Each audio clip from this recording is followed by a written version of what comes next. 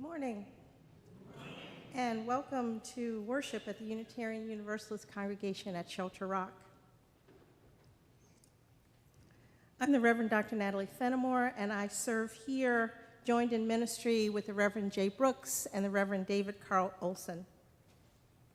Whether you're a visitor, a newcomer, a longtime member, you are welcomed here.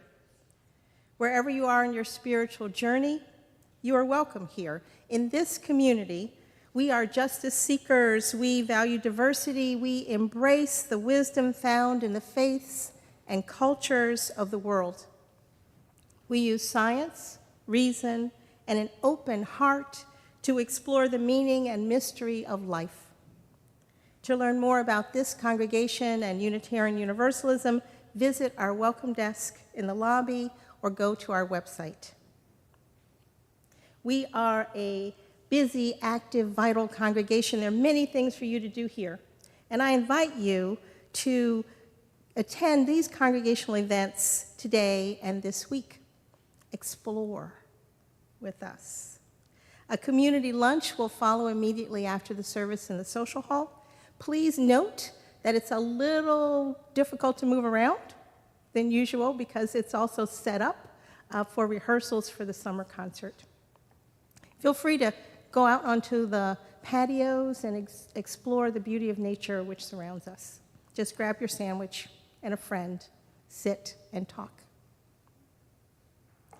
Also on Tuesday, July 25th, the women's group Daytime meets both here on the congregation and online. It's a multi-platform event. Please join in. And every Thursday, come and play bridge or canasta.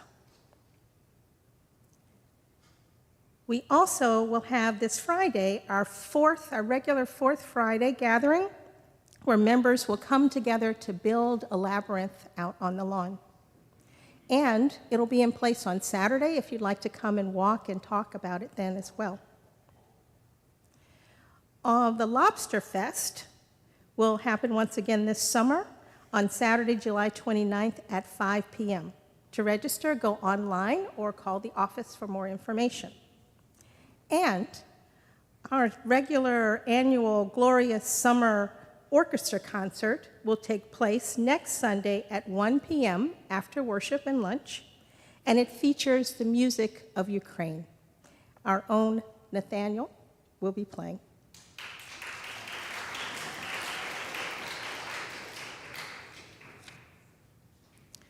Today, and I have one more thing. Those of you who are watching online may experience a little technical difficulties today.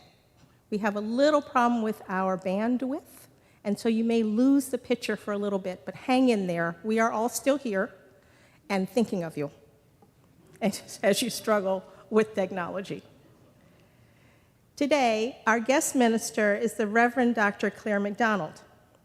Reverend Dr. MacDonald is a Unitarian minister based in the United Kingdom. She's a minister and arts practitioner whose work takes place around collaboration, community, and conversation. She is also a fellow at Harris Manchester College, which is a Unitarian-founded college in Oxford. Claire is the chaplain there for our Unitarians and other students, and currently developing a Center for Unitarian Studies in Oxford. Please welcome Reverend Dr. Claire MacDonald.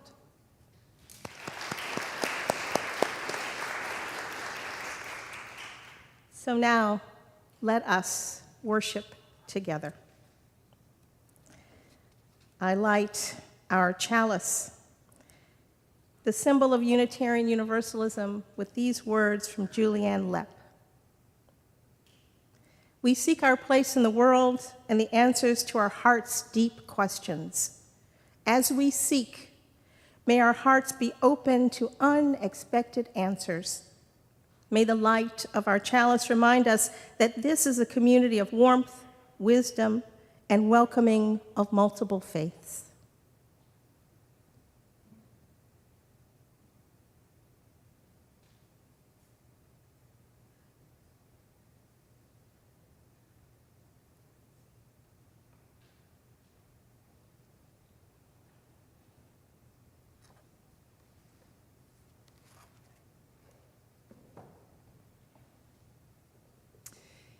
Well, thank you, Natalie, and thank you all for your warm welcome today.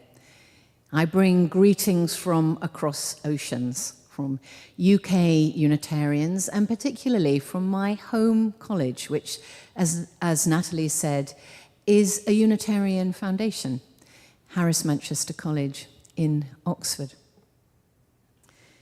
I come here as I come to my own congregation and to all Unitarian spaces, knowing that this is a place to pause, to recharge, to listen a little, to sing a little, to sit in the convivial warmth at times of shared silence, and to listen in. And today I'm going to invite you to think with me about our seventh principle, the interdependence of all existence. And I've been thinking about that over the last few weeks with a couple of other thinkers, one of whom I'm going to read from just now is Alexis Pauline Gumbs. She's been thinking about how to go on in, at times, difficult lives, looking at the wisdom and, at times, the teaching of marine creatures, whales, seals, dolphins, and others. It's a wonderful book called Undrowned. And at the very beginning of her book, she has these words.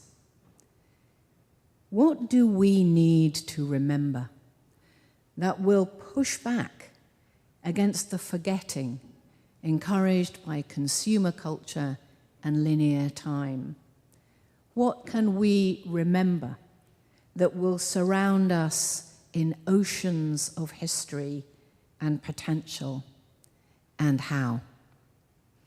We'll be thinking about some of that today. But first of all, I want to invite you to stand as you are able and join with me in singing a wonderful hymn. It is, the words will be up around us, and it's also number 117 in our book. And the words are by Emily Thorne, a wonderful Unitarian from Delaware who committed her life to religious education. Do you hear, oh my friend, in the place where you stand?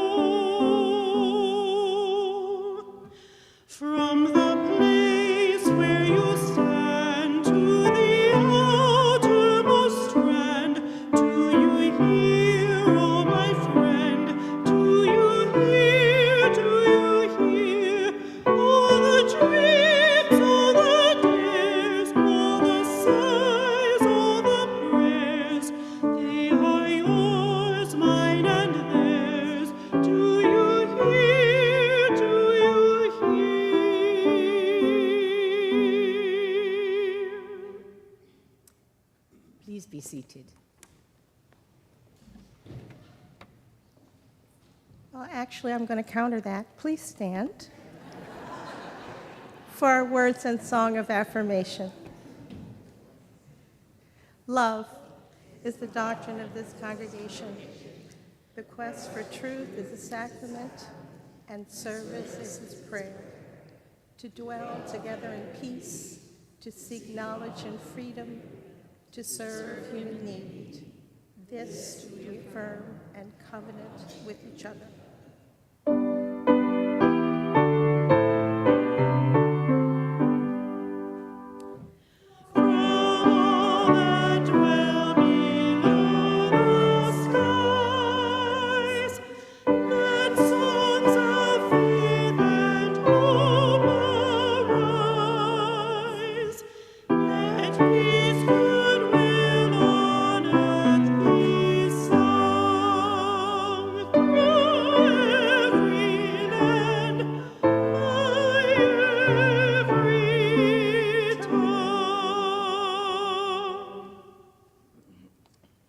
Thank you. Please be seated.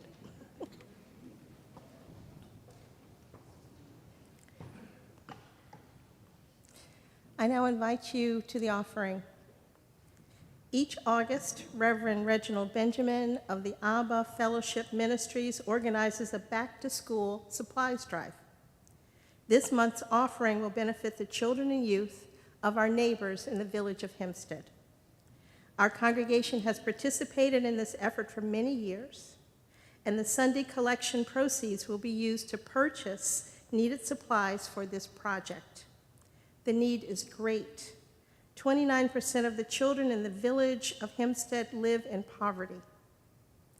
Imagine what it would be like to start the school year without a new backpack, without some fresh crayons, without that feeling of hope and adventure and expectation that comes to us when we start the school year.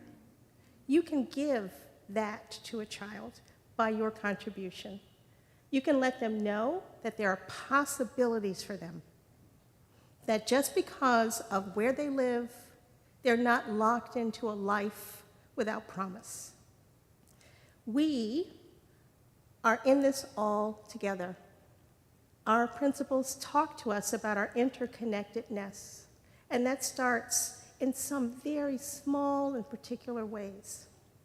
To give something to a child is to seed the future with hope. And I know that this is a congregation that wants to seed the future with hope. So please give as generously as you can. Thank you.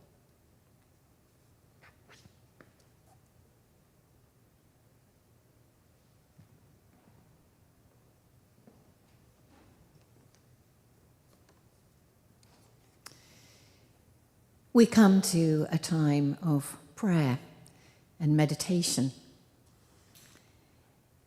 Prayer is simply complete, undivided attention.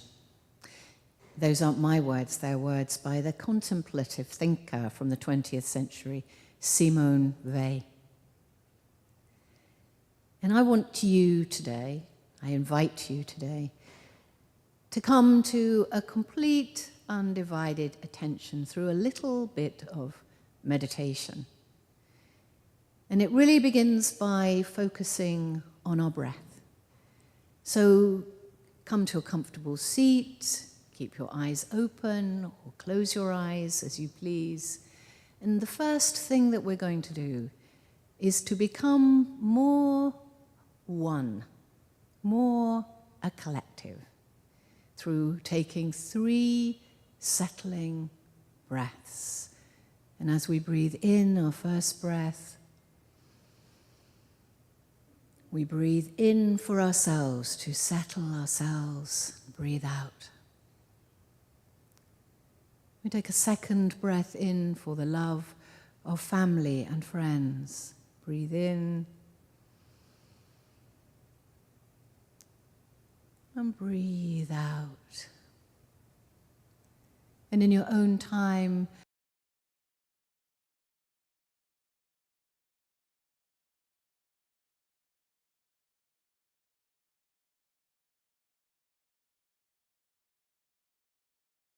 breath.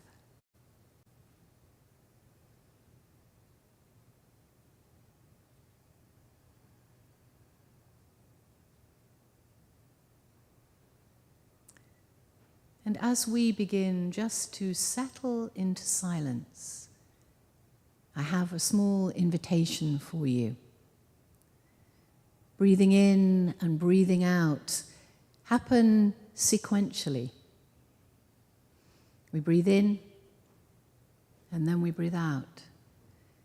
And today, I want us to take a short meditation that is about opening outwards and inwards with our ears.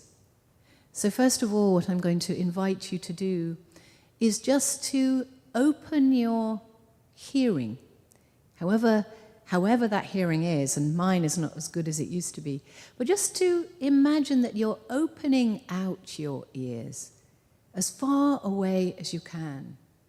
Can you think almost as far as the water? Just to open out. What are the sounds that are in here around us?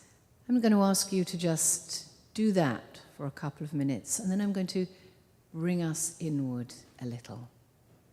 Just opening our ears.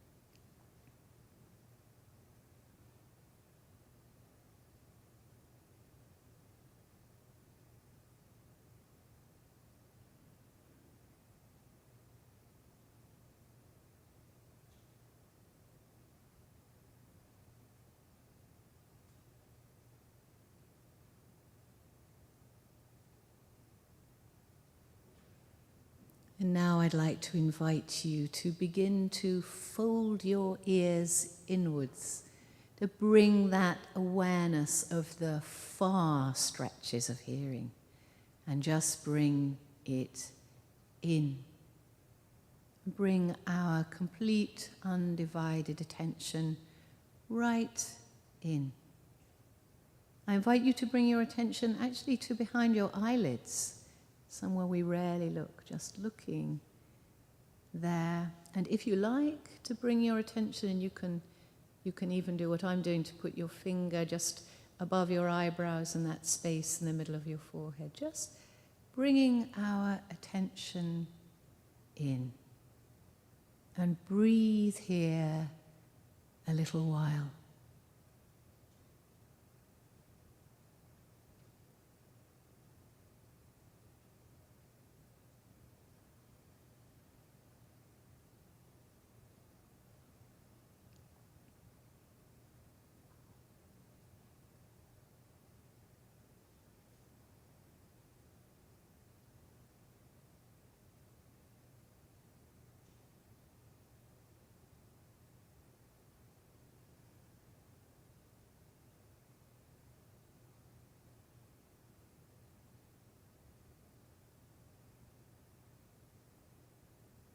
Now I just invite you, if you have your eyes closed, to gently open them, to come back into this space together. And I'm going to read a couple of words from this lovely book by Alexis Pauline Gumbs. Breath is a practice of presence. May our breathing open up to the possibility of peace. Amen.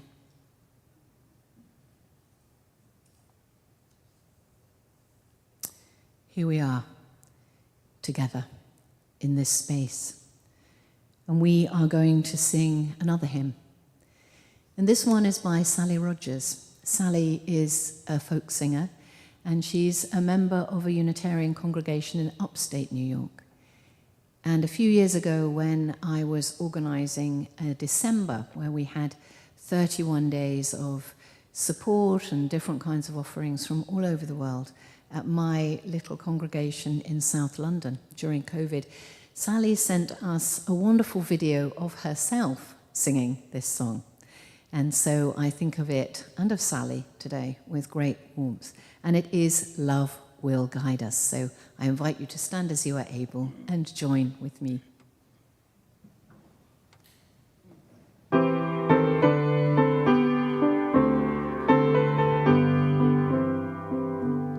Love will guide us, peace has tried us, hope inside us will lead the way on the road from greed to giving. Love will guide us through the night. If you cannot sing like angels, if you cannot speak for thousands, you can give from deep within you. You can change the world with your love.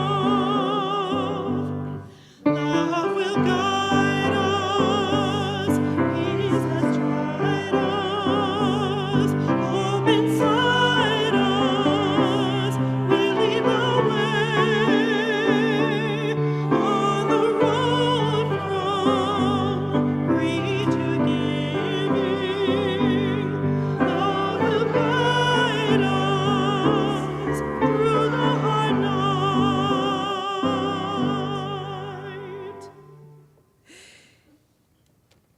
Do I dare to say, please be seated? I think perhaps I do this time. We are coming to some readings, and I invite Natalie and David to read. So today we have 4 short readings. I am going to read the first and the last, and Natalie and David will read the others. So this one is the first reading.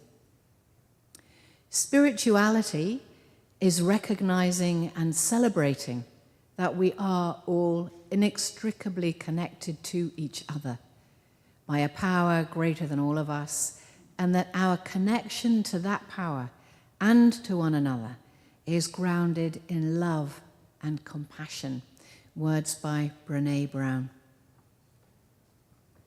And these are the words of Atul Gawande. Religion is a deep story of connection that is lived and felt in multiple ways. It connects us to values, family, personal awareness, and individuality.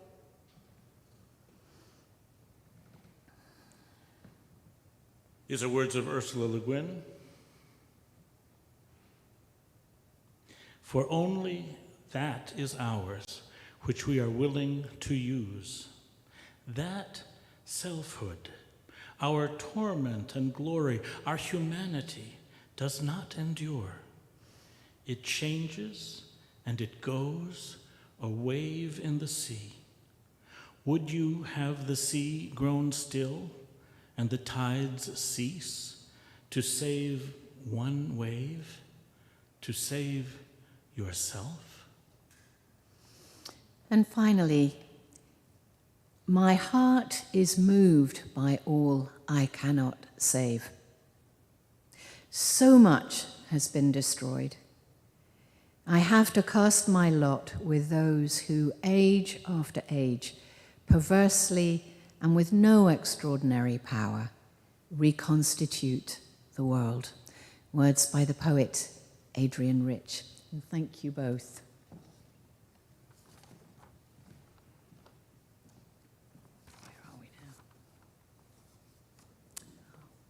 Oh, I think we now have a song with Leah. Thank you.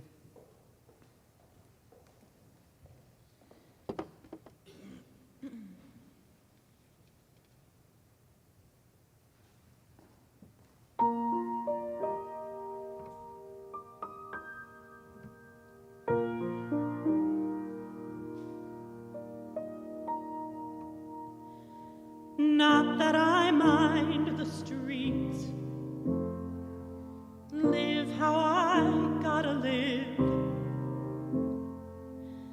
Things that I mind after years of the grind is I'm still a bit sensitive. Silly me, but I wish as folks walk by, they'd stop and see me, say hi.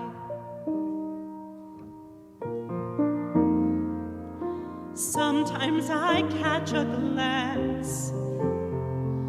Contact is all too brief.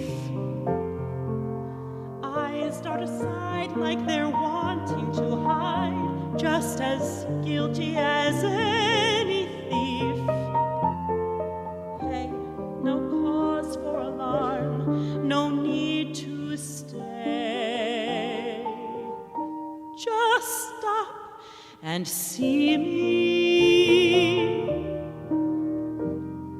Okay. Once upon a wish, I'd have wished that life were fair. Once upon a wish, I'd have wished for no more fear. Once upon a wish, I'd have wished for one more chance. Now I only wish I wouldn't disappear.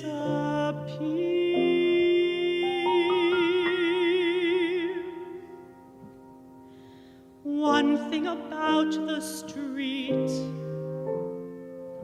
used to a lot of stuff. Others I've seen, it's too much or too mean, and they die when they've had enough. Me, whatever, I force that extra mile, 'cause someday someone, don't know, just someone might stop and see me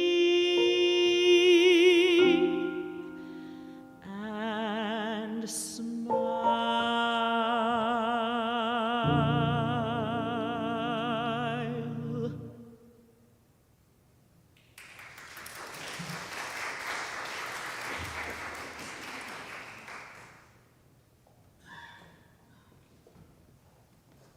Thank you, Leah. Thank you, Nathan. Thank you both. It was wonderful. And it's wonderful to be here. And I just want to take a moment as well to echo Natalie, actually, and do a special reach out as well to those people who are watching us online. Throughout this gathering today, we do, of course, know that you are also here with us in this space. So today I am inviting us to think really from our seventh principle, respect for the interdependent web of all existence, about how we learn to be more than human. It's wonderful to be here today. I'm just in New York for a month. And I'm also aware that we are always now living in very difficult times, whether those times are having a backpack to go to school when the term starts, whether they are the challenge of rising prices and mortgages, or whether they are also what we are seeing all the time on the news feed about our increasingly heating world. And last week I was in upstate New York, and coming back I became very aware, as we all did, of the air quality coming down from wildfires in Canada. Part of my family is Greek, I live in Spain, and I'm aware this week of the situation there, of extreme heat, of the difficulties that we face as a world community.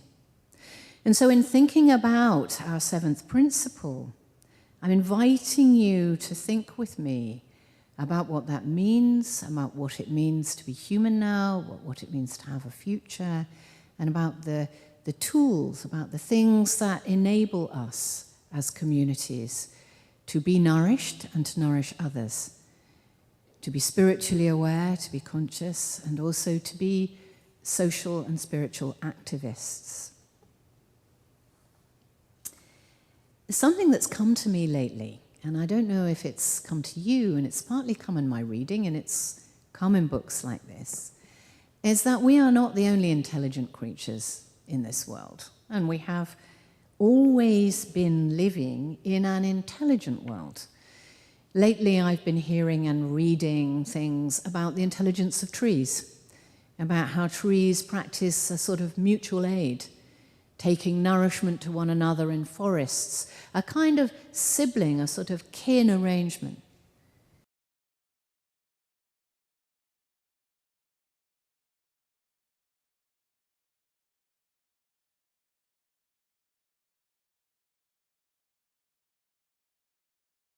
Are intelligent, thoughtful, singing, language-using creatures as well. And these things really challenge us to think about the interdependent web of all existence and what it means.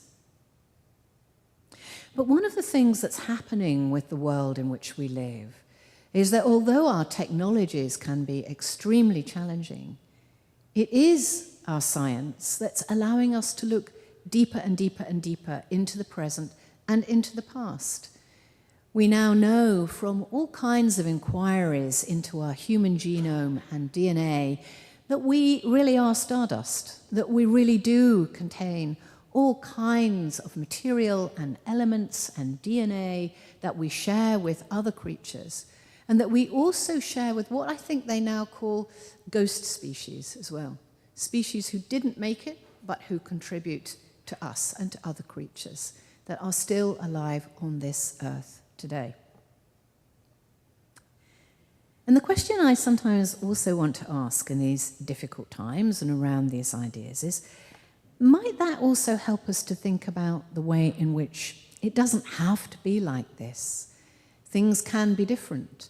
Not only that we can shape a future that we want to create, but that cooperation and collaboration and mutual aid and support may be literally written into our DNA and into the DNA of the beings around us, and that might include trees and marine mammals.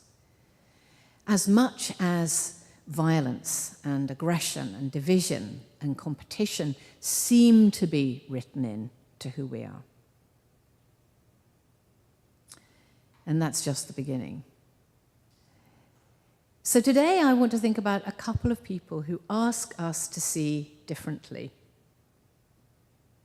And I want to remind us of some words by another Unitarian minister, Forrest Gilmore, who talked about the interdependent web of all existence as something which expresses the spirit of life, the ground of all being, the oneness of all existence, the community-forming power, the process of life, the creative force, even God. And he suggests that it can help us to develop that social, that collective understanding of ourselves that we so desperately need. The interdependent web of all existence can be a source of meaning to which we dedicate our lives. That's where I want to begin. And I'm going to come back as well to Alexis pulling gums as I go on. So some of you may know, as often I keep getting this in my own news feeds and probably from the New York Times, that archaeologists have been in the habit lately of finding fossil footprints. I mean, they found a lot in the deserts in Utah and Arizona and New Mexico, but they've also found them in Wales, that tiny country that exists sort of to the west of England in the United Kingdom. And there they found fossil footprints at the water's edge. Or what was the water's edge? Because as seas began to retreat, they began to see these human footprints of adults and children printed on what's now hard rock. And those foot patterns show people walking, carrying babies and putting them down, playing even. They can see them being in time. And these people lived about 5,000 years ago. And that really is the blink of an eye. They lived in the modern world. They lived in a world in which the days were the same length, in which the seasons were the same length as ours. Shorter days, longer days, dawn, dusk, full moon. Theirs was, though, when we look at them and their prints, a world of love, of play, of sorrow. People stopped to chat. They can see them there. They cooked. And of course, we know that they loved, gave birth, got ill, and died. But what's really important here is that the signals that the world gives us, and some of them are human, rocks, trees, rivers, plants, crustaceans, shells from the past, they have been left for us, either on purpose or completely unwittingly, but they're somehow printed on the earth. Nothing is ever truly lost. So the past is also part of that interdependent web. And here's the thing, the past changes with us. I want to take our minds back much, much further now. 5,000 years, I said, it's the blink of an eye. But 4 million years ago, or 5 million or 7 million, I mean, these millions just feel like you can kind of, roll them off your tongue. But at that point, we were not quite human. And there were ghost species here as well. There were beings who stood on two legs or who swam, but who didn't quite become what we know as Homo sapiens. At that time, we have also been told a story, and you will know this story as well as I do. We've seen pictures of it in children's picture books, that we came down from the trees. We had common ancestors with beings and kin beings who are now primates. And we came down from the trees and we hunted. We got speedy, we lost our hair, we got tools, and we killed competitively. It was very dominant. But you know what? There are other stories about how we came to be as well. And one of them really intrigues me, and it's this. About 5 decades ago, or much longer, a marine biologist who was later knighted in Britain for his work, called Alister Hardy, Sir Alister Hardy, asked a question. And his question was, okay, if we came down from the trees and hunted on the plains, why is it that humans have a layer of fat beneath the skin, like water mammals do? And he proposed a reason. He said that evolving beings, sometimes they call them homonyms or hominids, they must have spent a lot of evolutionary time around the water's edge, just like these people whose printed fossil footprints in Wales are still there. They played around the seashore. They must have done, he said, around estuaries, rivers, and seashores. And he suggested that living around shallow waters, our ancestors began to wade into the seas and rivers to forage for water plants and shellfish to eat. And that evolving, learning to be human, because it came this way. So, when you go in water, you can be held to stand, even if you're elderly, even if your legs are not working very well, even if you're a child. And he said that learning to be human didn't necessarily take place through the strongest and survival of the fittest. It took place through a much wider group of pre-humans. Females nursing or pregnant, children, elderly people, people damaged in those difficult lives that pre-humans lived then. All of those could forage, and all of those could be held up by water, and all of those could learn to swim and to give birth in water. We know that human beings have a swim reflex when we're born. We could, we think, swim before we could walk. And of course, when Alister Hardy put that idea forward in the scientific community, everybody thought he was quite mad, and it met with huge resistance. But there were listeners out there, and they began to research it. And as science has become so extraordinarily powerful in what it's looked at, we know that Alister Hardy's theory is true. The tide has turned. finding ancient shell dumps, at least 5 million years old, which have scores on their shells to show that early pre-human people were processing them, were eating them, and even cooking them. They ate shellfish. Equally ancient fossil fish skeletons from what's now Java have marks that show that pre-humans practiced shallow water fishing and gathering. And nutrients in water plants, seaweed, we're asked to eat seaweed a lot now for its iodine, and fish helped the human brain to evolve. Even better, ancient fossil records show in early human remains surfer's ear, which is tiny bone changes that happen in habitual swimmers.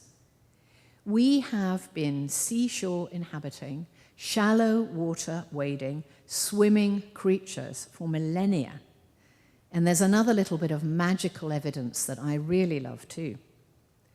Human babies are born with a waxy covering called the vernix. And until very recently, we thought that we were the only mammals born with this.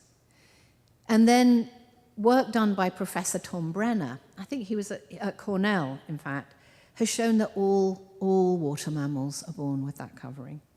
It's biologically connected to the human vernix, and it supports the knowledge that we were born into water or we lived by water very early.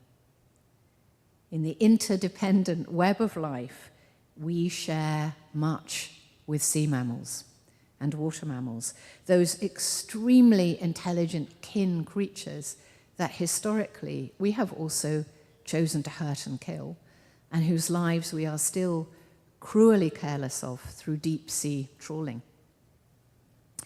I wonder if you know what's coming next. I'm sure you do, because I want to say as well that Sir Alister Hardy was a Unitarian, a very famous Unitarian. He was also a fellow of my college, Harris Manchester, and every day that I go in there, I touch my hand on his name, which is on a raised plaque at the back of the chapel, and I think, thank you to Alister Hardy for bringing us this extraordinary knowledge. And I like to think as well that his Unitarian inquiry and questioning, his dissenting mind and his imagination are something that we can also share in the interdependent web of Unitarian, Universalist being. So the water's edge is possibly the place of our oldest cooperative creativity. And that cooperative trait is written into us by those past pre-human ancestors. We can connect to stories of foraging and experimenting at the water's edge, and behavior which science now shows to be at the core of our human being as we find meaning in our seventh principle. Is it too much to say that sharing and cooperation is at the basis of human creativity in its most fundamental form, and that we need to know it and to keep encountering it in ourselves and in our culture and in our scientific research again and again and again? If the interdependent web of all existence is a source of meaning to which we can dedicate our lives, then we need to acknowledge that it extends deep into the pasts of all beings currently present here on Earth, as well as outward into the lives and presence of all that is here now. After all, science, in unraveling the human genome, has invited us to see that we are truly interdependent, that we do, as Walt Whitman said, contain multitudes, and to understand that we are kin to other species and even made of other species unravels our uniqueness as human beings, and it invites us into a commonality that is at the heart of our seventh principle. It's not just that we need to cooperate with one another, polarized as we sometimes are, but that we might have a better future if we learn from other species of beings, some who lived in the past and who are with us in our DNA, and some who are with us now. And sometimes those stories can be humbling, and humbling enough to us to understand our connection and fully embrace something greater than ourselves. So that brings me to Alexis Pauline Gumbs, this wonderful book I've been reading all week. So Alexis Pauline Gumbs is American, a black writer, a poet, a non-binary queer feminist, and she, of course, is thinking about how to live in these difficult times. And she is asking some difficult questions, always with joy and creativity, but not stepping away from the real discomfort as well. Her book is called Undrowned, and it is dedicated to her ancestors who did drown, who were tipped over ships into the Atlantic, which is, as they say, full of bones. But she's also thinking about what it means to undrown ourselves now, to come up for air from some of the more repressive and oppressive times and activities of these times, which we and which other creatures also suffer from. So she thinks about what she can learn from dolphins, from whales, from sea mammals. And she especially thinks about dolphins. Dolphins occupy sea and river. So like our early pre-human ancestors, they lived at the water's edge and come up through rivers and coastal estuaries from the sea as well. She thinks that in paying attention to these kin, we can begin to learn that tuning in to what is around us, to the interdependent web of being, and paying attention, as Simone Weil says, prayer is complete, undivided attention, is one of the great spiritual tools that we have. And when she's down, she says she remembers her mum's advice, and her mum's advice was to be black and to breathe. And that, for me, echoes Forrest Church, the much-missed Unitarian minister, and his note to be who you are, do what you can, and most difficult of all, want what you have. In all that I have said about our difficult times, want what you have is the hardest thing of all. And yet, all we have is what we have together. This world which we share. In its interdependence, in its interconnection to the past, its present and its future. That is our reality, and it is our source of meaning.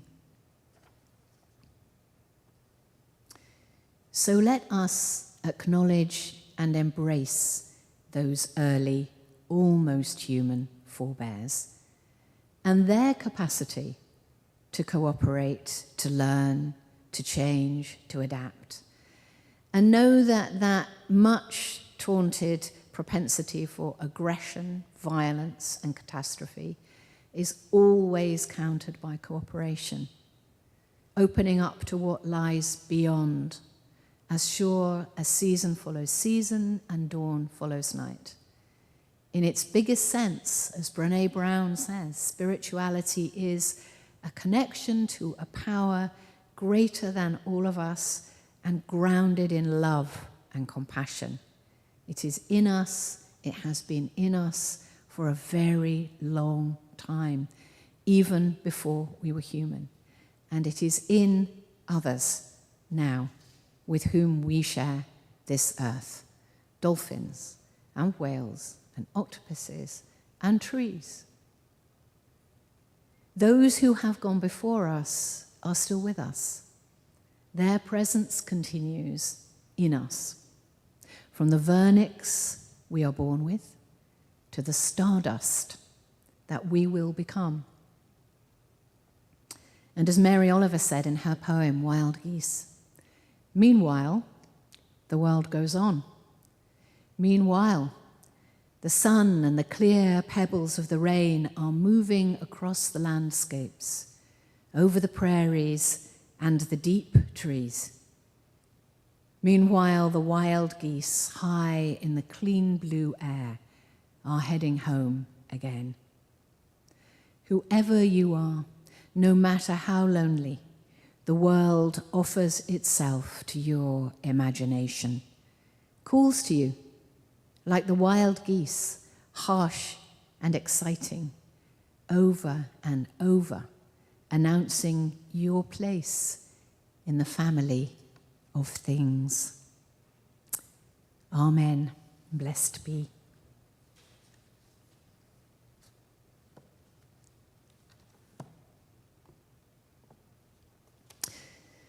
Ooh, little breath, I think. Breathe.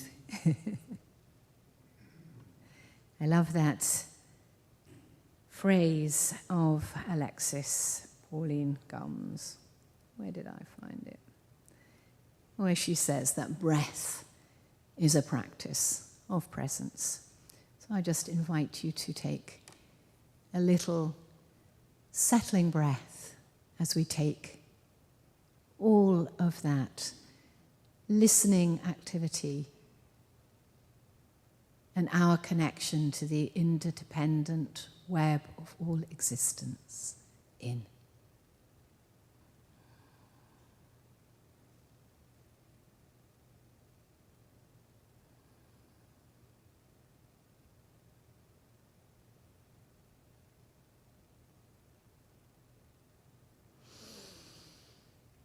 We are coming towards our closing, and we have one more hymn.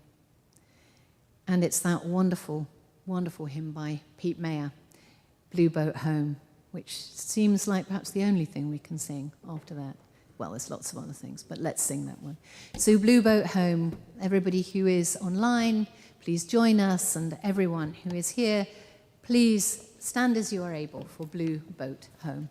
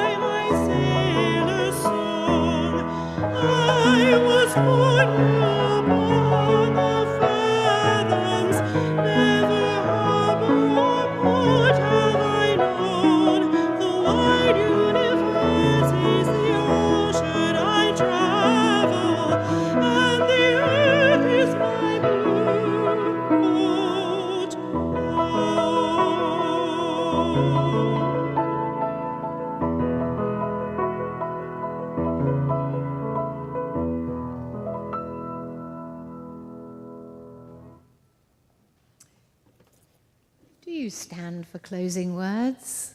Yes. Let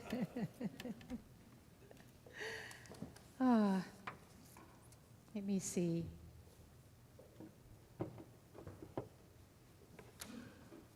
I'm just looking for my little closing words, actually, because I have some more words by the wonderful Alexis Pauline Gums, and now I can't find her words.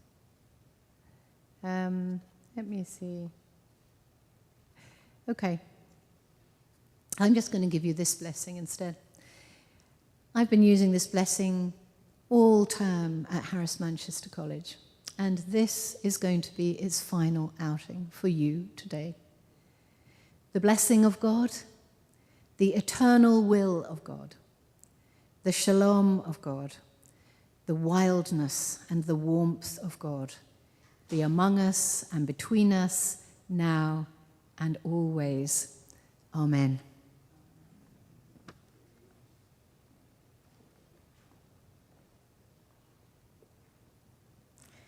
We extinguish this flame, but not the light of truth, the warmth of community, or the fire of commitment. These we carry in our hearts until we are together again.